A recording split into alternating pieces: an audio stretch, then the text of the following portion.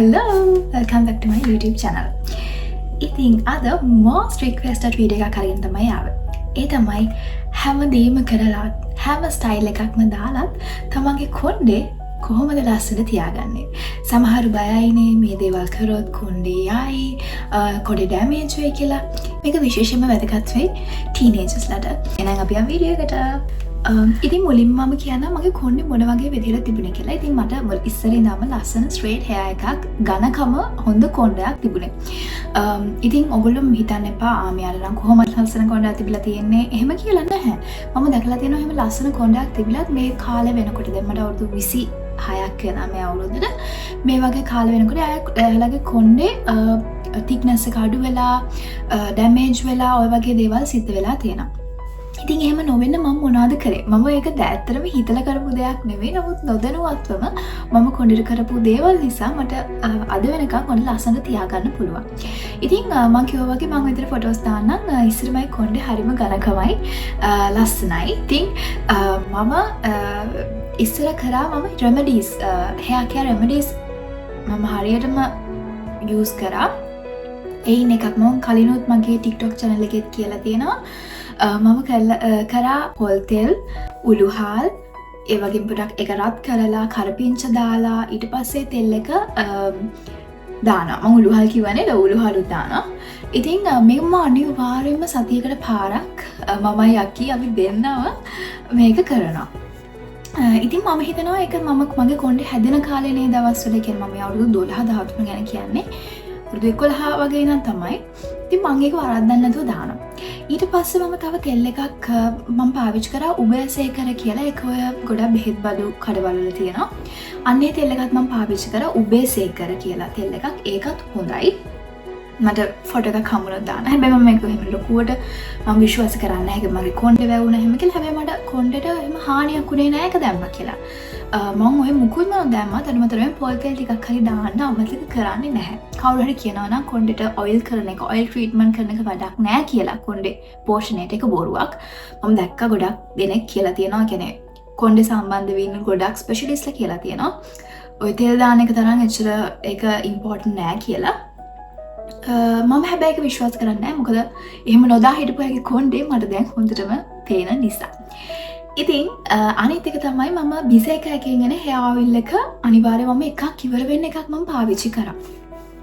ඉතින් ඔය කියන ට්‍රීට්මන්ට්ස් තමයි මම පාවිච්චි කරේ. කියන්නේ රෙමඩීස් විදිහට මම මගේ කොණ්ඩේට පාවිච්චි කරේ. ඊට පස්සේ බලමු මම කරපු වැදගත්ම දේ මොකක්ද ඔයාලා නොකරන කියලා. ඕගොල්ලෝ නොකරන අනිත් වැදගත්ම දේ තමයි කොණ්ඩේ කපන එක. ඔයාගේ කොණ්ඩේ කපන එක හරිම වැදගත්. මම කියන්නේ මේ හිච්චක් කපන එක ගැන නෙමෙයි. ඉතින් සමහරු ඉන්නවා සමහරගේ වලින් කොණ්ඩේ කපන්න දෙන්නේ නැහැ. මම දන්න පෞද්ගලිකව මගේ යාළුවෝ ඉන්නවා. ඒගොල්ලන්ගේ අම්මලා තාත්තලා කොණ්ඩේ කපන්න දෙන්නේ නැහැ. ඇත්තට මේක ගොඩක් ලොකු ඒ ළමයාට කරන ගොඩක් ලොකු අසාධාරණයක්. එයාගේ කොණ්ඩෙම තමයි නාස්තියටපත් වෙන්නේ. ඉතින් ඔයා කොච්චර තෙල් දැම්මත් වැඩක් නැහැ ඔයාගේ කොණ්ඩුව හරියට කපන්නේ නැත්තම්. මම මගේ අවුරුදු මේ 26ටම මම එක්ස්පීරියන්ස් කරපු දේ තමයි ඒක. ඉතින් ගොඩක් දැකලා තියෙනවා මම කොණ්ඩේ මේ විදිහට නිකන් අන්තිමට කොණ්ඩේ දිගයි. ඒක කිසිම තාරකයක් නැහැ කොණ්ඩේ දිගයි. but කොණ්ඩේ තියෙන හෙල්දිනස් එකක්, thickness එකක් නැහැ. ඉතින් අනිවාර්යෙන් කොණ්ඩේ කපන්න. ඒ කොණ්ඩේ කපනකොටත් ඔයා එකම කට් එක දැන් මම මේ කපලා තියෙන බටර්ෆ්ලයි hair cut එකක්. ඉතින් මේක මම ආයෙම දැන් මේක වැවෙනකොට මම ආයෙ මේක කපන්නේ නැහැ. එතකොට අර එකම තැනින් කැපි කැපි ගිහිල්ලා කොණ්ඩේ එකම විදිහකට හැදිලා ඒක අර කොණ්ඩේ පොඩ්ඩක් බවට පත් වෙනවා. ඉතින් ඒක එකක්. ඉතින් මම දැන් සමහර විට මම ඊළඟට one length hair cut එකක් කපයි. ඊට පස්සේ පොඩි ලේයර් එකක් තියෙන එකක් කපයි. ඔහොම කොණ්ඩේ මාරු කරන්න. කියන්නේ hair style එක පොඩක් මාරු කරන්න. ඒක තමයි ඉම්පෝටන්ට්ම දේ. ඉතින් ඔයා කොණ්ඩේ මේ හරියට තියනවා නම් මම කිව්වට මම විශ්වාස කරලා ඔයා කොණ්ඩේ අඩුමතරම මේ ඉන හරියටවත් කපන්න. ඔයාට ඇත්තටම හොඳ රිසල්ට් එකක් ඒ. ඔයා කොණ්ඩේ වැවෙන්නේ නැහැ කියලා මෙච්චර කල් බලාගෙන හිටියනම් ඔයාට මට හිතෙනවා ඒක හොඳම දෙයක් වෙයි කියලා. අනිත් දේ තමයි ඔයාගේ කොණ්ඩේව ස්ටයිල් කරන්න. ඔයා බය වෙන්න එපා ඒකට. ඔයා හිතන්න එපා කොණ්ඩේ මෙහෙම ඔයා කැමති විදිහට කොණ්ඩේ ස්ටයිල් කරන්න. මොකද අපිට මේ පුංචි කාලේ මේ දේවල් කරන්න තියෙන්නේ සමහර විට ඔයාට අවුරුදු 40 50 ගියාම මේ ඉන්ට්‍රස්ට් එකක් නැති වෙන්නත් පුළුවන්. සමහර විට ඒ කාලේ වෙනකොට ඔයාට ඒ දේවල් නොකලපෙනවා වෙන්නත් පුළුවන්.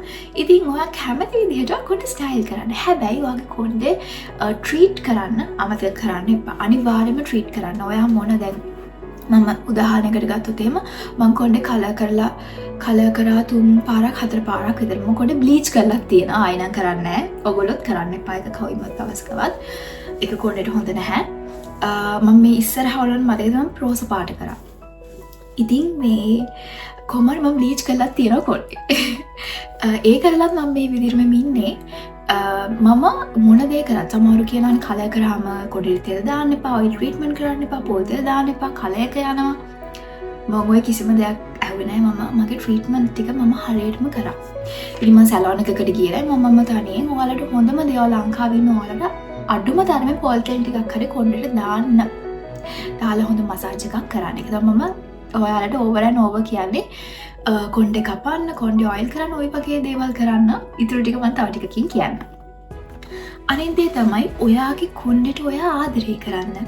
ඒ කියන්නේ ඔයා හිතන්න එපා මට තියෙන මෙහෙම කොණ්ඩයක් අනේ ආරයාගේ කොණ්ඩේ ලස්සනයි. මට ඕනේ කොණ්ඩේ ස්ට්‍රේට් කරන්න. මම කර්ලි කොණ්ඩේට කැමති නෑ කියලා නැහැ. ඔයාට ලැබිලා තියෙන ඔයාට ලස්සනම දේ. ඉතින් අපි දැකලා තියෙන සමහර කොණ්ඩේ කර්ල් තියෙන කට්ටිය මේ කොණ්ඩේ රීබෝන් කරනවා, ස්ට්‍රේට් කරනවා වගේ දේවල් කරනවා. හැබැයි ඒගොල්ලන්ට ලස්සන මෙයාලට තියෙන විදිහ නේද? ඒක තමයි අපිට ලැබිලා තියෙන දේ. හැම වෙලේම අපිට ගැළපෙන දේ තමයි අපිට ලැබිලා තියෙන්නේ. ඉතින් අනිවාර්යෙන් ඔයාට ලැබිලා තියෙන කොණ්ඩේට ඔයා ආදරය කරන්න, ආස කරනවා කරන්න. ඉස්සරහට ගිහින් බලන්න ආනේ මගේ කොණ්ඩේ මට ලස්සනයි. මට ස්ට්‍රේට් කරොත් මට කැමතියි. ඔයා කොච්චර මේ ස්ටයිල් කරත් මම කිය බය නැතුව ස්ටයිල් කරන්න කියලා. කොච්චර ස්ටයිල් කරත් ඒක ඕවර්ඩු කරන්න එපා. ඕනාවට වඩා කරන්න එපා. දැන් එක්සාම්පල් එකක් විදිහට මම දැන් මාස ගානකට මම හෙයා කලර් එකක් මම දැම්මේ නැහැ. හරිද? මම රෙඩ් නිකන් බර්ගන්ඩි ෂේඩ් එකක් දාලා හිටියා, බ්‍රවුන් ෂේඩ් එකක් දාලා හිටියා. ඊට පස්සේ පින්ක් කරලා තිබුණා මම. ඉතින් මම ඊට පස්සේ ටිකක් කොන්න බ්‍රේක් එකක් දුන්නා. අර ඒ වගේ හැම දිගටම මම හිතනවා ඒ කලර් ගියාම තව කලර් එකක් ගන්න. එහෙම ඕවර්ඩු කරන්න යන්න එපා. ඕනම ෆැෂන් එකක්. ඕනම ස්ටයිල් එකක්. ඉතින් ඒතර කොණ්ඩේට කිසි බ්‍රේක් එකක් නැති වෙනවා. අනිත් දේ තමයි ඔයාගේ කොණ්ඩේට ඔයා හිතනකො හීට් යූස් කරන කෙනෙක් කියලා. ඒ කියන්නේ හැම වෙලේම දැන් එක්සැම්පල් එකක් විදිහට නාලා හැම වෙලේම හෙයාර් ඩ්‍රයර් එක යූස් කරනවා නම්. ඉතින් ඔයා බලන්න ඒක පුළුවන් තරම් අඩු කරගන්න. එහෙම නැත්නම් කොණ්ඩේ අයන් කරන එක මොන හීට් එක ඔයා කොණ්ඩේට දුන්නත් ඔයා බලන්න පුළුවන් තරමක් ඒක අඩු කරන්න. එක්සැම්පල් එකක් විදිහට මම හැමදාම කොණ්ඩේට මේ හෙයාර් ඩ්‍රයි කරන්නේ නෑවට පස්සේ මම දවසක් කියන්නේ ගෙදර ඉන්න දවසට නම් මම නැචරලිම කොණ්ඩේ වේලෙන්න දෙනවා. හදිස්සියේ මට කොහේ හරි යන්න වෙලා කොණ්ඩේ තෙතයි වගේ නම් අන්න ඒ වගේ වෙලාවට මම කොණ්ඩේ හෙයාර් ඩ්‍රයි කරනවා. ඉතින් අර ඒ වගේ හැමදේම පොඩි බැලන්ස් එකක් තියාගෙන කරන්න. ඊළඟ එක තමයි හොඳ ෂැම්පූ ඇන්ඩ් කන්ඩිෂනර් යූස් කරන එක. That's very important. මොකද අපේ ලංකාවේ තියෙන බාල ෂැම්පූ පාවිච්චි කරන්න එපා. මම නම් වශයෙන් කියන්නේ නැහැ. මට නම් වශයෙන් කියන්න පුළුවන්. මම ඒක උනාට කියන්නේ නැහැ. ඒගොල්ලන් ගොඩාක් ලොකුවට thick and strong කිය ඔයගොල්ලන්ව මුලා කරාට මම දැකලා තියෙනවා මේ මම කියන ෂැම්පූ ජාතිය එකක් විතරයි. තව ගොඩක් දේවල් තියෙනවා. මගේ යාළුවෙක් හිටියා. ඒ ළමයා ඒ ෂැම්පූ එකම තමයි ඉස්සෙල්ලාම යූස් කරේ. යාගේ දැන් කොණ්ඩේ හරිම තුනී. යාලත් ලස්සන ස්ට්‍රේට් හෙයර් එකක් තියෙන්නේ. ඉතින් ඒක පස්සට යනකොට හරි අමාරුයි. ඒක අරම තන ડોක්ටර් කෙනෙක්ව හම්බෙන්න වෙනවා, විටමින් පාවිච්චි කරන්න වෙනවා. මුලදීම මේක කඩාගත්තේ නැත්නම් හරි අමාරුයි. ඉතින් මම රෙකමන්ඩ් කරන්නම් ඔයාලට කියන්නේ L'Oreal, Tresemme ඔය වගේ දේවල් ලංකාවෙන් මම නම් මෙතනින් හොඳම දේ ගන්න කියන එක මම දන්නේ නැහැ. නමුත් Kiehl's සුපර් මාකට් වල තියෙන ඒවත් මට පොඩ්ඩක් සැකයි හොඳම දේද කියන එක. මොකද මම මෙහි ඇවිල්ලා රුමේනියාවට ඇවිල්ලා මෙහෙ පාවිච්චි කරනකොට මෙහෙ ගොඩක්ම එන්නේ ෆ්‍රාන්ස් වලින් එන ප්‍රොඩක්ට්ස් තමයි. ඉතින් මම ලංකාවේ පාවිච්චි කරපු Tresemme එකයි මෙහෙ Tresemme එකයි මාර වෙනසක් තියෙනවා. ඒක හොඳට තේරෙනවා. ඉතින් මම ඒක නිසා දන්නේ නැහැ කොහොමද කියන්න කොහෙන්ද ඔරිජිනල් ඔය පිටරටින් ගේන ඒවා තියෙන්නේ කියලා. මම අනිවාර්යෙන් හම්බුනොත් ඔයාලට කියන්න. අනිත් දේ තමයි ලංකාවේ වලට ගන්න පුළුවන් වියාන එකේ එන hair care වල රේන්ජ් එකක් තියෙනවා. මම ඒක ඇත්තටම බය නැතුව කියනවා. ඔයගලන්ට කිසිම බයක් නැතුව පාවිච්චි කරන්න පුළුවන් බ්‍රෑන්ඩ් එකක් තමයි වියාන කියලා කියන්නේ. මොකද මම පර්සනලි දන්න බ්‍රෑන්ඩ් එකක්. මම එයාලත් එක්ක වැඩ කරලා තියෙන නිසා නෙමෙයි කියන්නේ. මොකද මම දන්නවා ඒකේ කොහොමද ක්‍රියාවලිය සිද්ධ වෙන්නේ, ෆැක්ටරි එකේ කොහොමද දේවල් කොච්චර සෞඛ්‍ය ආරක්ෂිතවද වෙන්නේ කියන එක මම දන්නවා. සහ අපේ ලංකාවේ නිෂ්පාදනය වෙන දෙයක් නිසා. ඉතින් ඔයාලට පුළුවන් වියාන වෙබ්සයිට් එකට ගිහලා බලන්න ඔයගලගේ කොණ්ඩේ හැටියට ගිහිල්ලා ඒට ගැලපෙන ෂැම්පූ එක සිලෙක්ට් කරගන්න, කන්ඩිෂනර් එක සිලෙක්ට් කරගන්න.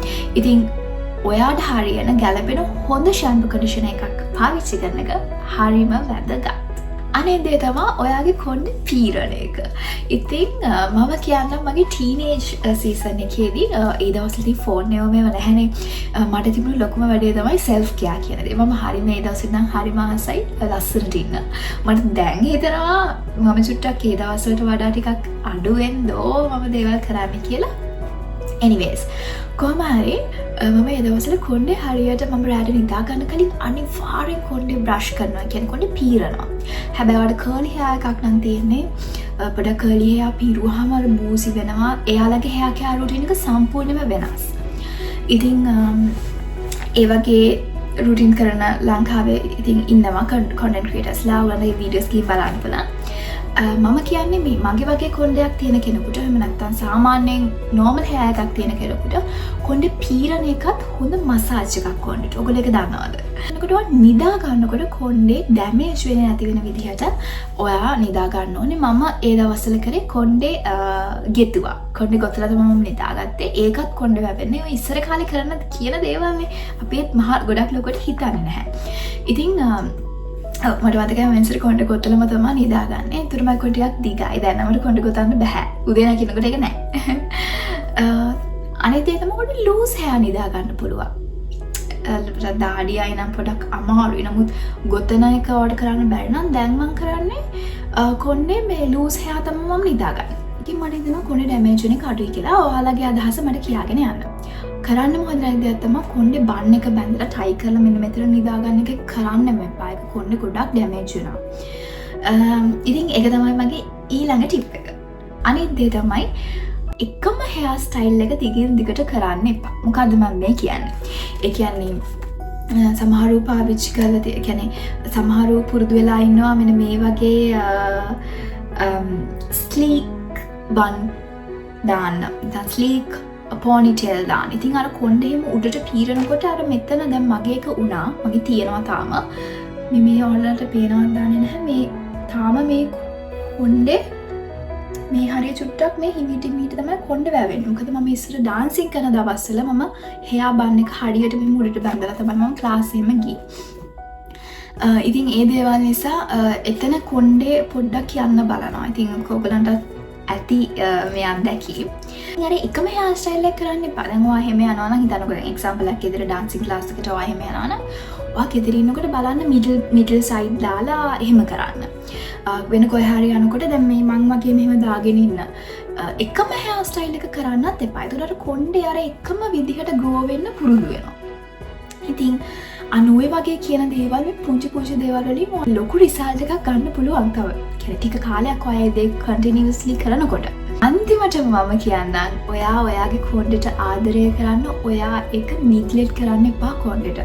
උදාහරණයක් විදිහට මම දැන් කල්පනා කරනවා මම ඉස්සර මං කොණ්ඩේට කරපු දේවලුයි දැනුයි මට ඇත්තටම කරන්න බැහැ. බිසිනස් එකත් එක්ක හරිම අමාරුයි. මොකද වැඩට යනවා එනවා. ඉතින් ඔය වගේ කියන දේවල් නිසා අර self care කියන පැත්ත අපිට ඇත්තටම මග ඇරෙනවා. ඉතින් අපි පිටරට ඉන්න කෙනෙක් නම් හොඳටම දන්නවා කොච්චර අමාරුද කියලා ඒක මේන්ටේන් කරන්න. ඒත් කොහොම හරි සමහර වෙලාවට එනවා කොණ්ඩේ සමහරට පීරන්නේ නැහැ. ඒ බන් එක එහෙම දාගෙන එහෙම නිදා ගන්නවා. එහෙම දේවල් වෙනවා. ඉතින් මම කියන්නේ ඉස්සරවම සතියේ පාරයි කොණ්ඩේට සතියට පාරක් හැමදාම කොණ්ඩේට ඔයිල් ට්‍රීට්මන්ට් කරා. හැබැයි මට දැන් සති දෙකකට පාරක් වගේ තමයි මම කරන්නේ. ඉතින් අනේ ඒ නිසා අනිවාර්යෙන්ම ඔයා කොණ්ඩේ නිග්ලෙක්ට් කරන්න එපා. කොහොම හරි ඔයාගේ ෂෙඩියුල් එකේ අස්සට රිංගව ගන්න ඒ තියෙන self care, hair care, skin care ඔක්කොම. ඉතිං එක හරිම වැදගත් කොලින් නිග්ලෙට් කරන්න එපා වසවිස දාගන්නත් එපා කොන්ඩට හැමෝම කියන හැම ඉන්ෆලුවන්සම කියන හැම කොන්ටෙන්ට් ක්‍රියේටර්ම කියන හැම දේම කරන්න යන්න එපා හැම වෙලෙම මම කියන්නේ මම දෙයක් කිව්වොත් ඔයාලා ඒ දේ කරන්න ඕනේ නැහැ කියන ප්‍රොඩක්ට් එකක් ඔයාලා ඒක ගන්න ඕනේ ඔයාලා බලන්න ඕනේ self studies කරන්න මම හැම වෙලෙම කියන්නේ එකයි YouTube එකේ search කරන්න Google එකේ search කරන්න දැන් ChatGPT තියෙනවා ඉතින් ওই වගේ කියන දේවල් තමන්ගේ යාළුවන්ගෙන් අහන්න ඉතින් ඔයාලට මේ කිසිම දෙයක් කරන්න නැත්නම් ඔයා ડોක්ටර් කෙනෙක්ව චැනල් කරන්න. ඔය වගේ කියන ගොඩක් දේවල් මේ එකපාර මෝඩ වෙලා මෝඩ තීරණ අරගෙන ලස්සනට ඉන්න ඔයාව නැති කරගන්න එපා. ඒක තමයි මම ඔයාලට දෙන එකම අවවාදය. එහෙනම් ඔයාලට මේ වගේ beauty tips දැනගන්න ඕනේ නම් beauty tips ඒ වගේම fitness tips ඉස්සරහට ගොඩක් දේවල් එන්න තියෙනවා. ඉතින් ඔයාලට පුළුවන් නම් මාව subscribe කරන්න. එතකොට මම ලස්සන වීඩියෝ අරගෙන එන්නම්. bell notification එකත් click කරන්න. එහෙනම් අපි ඊළඟ වීඩියෝ එකකින් හම්බෙමු. Bye.